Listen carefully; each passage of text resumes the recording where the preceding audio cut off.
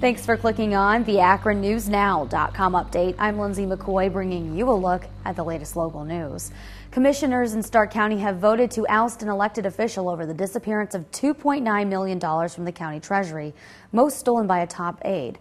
Stark County commissioners voted to remove Stark County Treasurer Gary Ziegler and name a replacement. Most of the money missing was stolen by his former chief deputy, who has pleaded guilty to federal theft charges. And former Talmadge Mayor Chris Grimm, who earlier resigned the post to take a job with the Stowe Municipal Court, has now thrown his name back into the mayoral ring. I have filed as a writing candidate. If Mayor Klein's name is removed from the ballot, I will run as the Democratic candidate for the office of mayor. And if Mayor Klein's name stays on the ballot for November election, I will withdraw from the race. David Klein was chosen to replace Grimm when he stepped down, but Republicans questioned Klein's eligibility for the November ballot because the small portion of Talmadge residents living in Portage County were not represented by the council members who voted to appoint Klein to the unexpired term. And the Akron Public School Board went over their report card for the past school year to see where they stand in helping students realize their fullest potential. The district as a whole is considered to have a continuous improvement rating, which is one of the 6 accountability ratings handed down by the state. School Superintendent David James is pleased with the efforts. We've had a lot of buildings that have moved up on their report card, so we know that there are a lot of our people out there, teachers, principals and others who are hard at work. And one cluster outlet had all of the schools rated effective or excellent, which is the first in history of the district.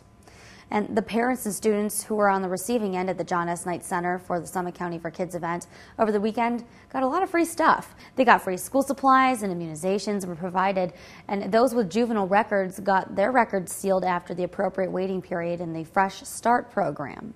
I've been doing positive things like working to get a job. I mean, it's kind of hard, but put forth effort, making sure mistakes like that don't happen no more. I think what makes this so attractive is, number one, it's not as formal as coming to the court. It's a more relaxed setting, and folks, I think, feel less nervous about doing it. The other part is ordinarily there is a $50 filing fee that for today's Summit for Kids we're waiving. And in this day and age, with the economy being what it is, $50 is gas in the car and food on the table. So I'm glad to see folks taking advantage of that. Well, Friends, recess, and socializing in the cafeteria is just around the corner, but for some Akron students in the district, it's the only time they get enough to eat. So you can go to AkronNewsNow.com to see our full story on our back-to-school series on AkronNewsNow.com. Well, some delays are expected on the Kenmore Leg this week and next. ODOT crews are closing the eastbound entrance ramp from I-76 Route 224. Now, the closure will begin at 10 a.m. today and last through 10 a.m. on Friday. The suggested detour route is Route 224 East to 77 North.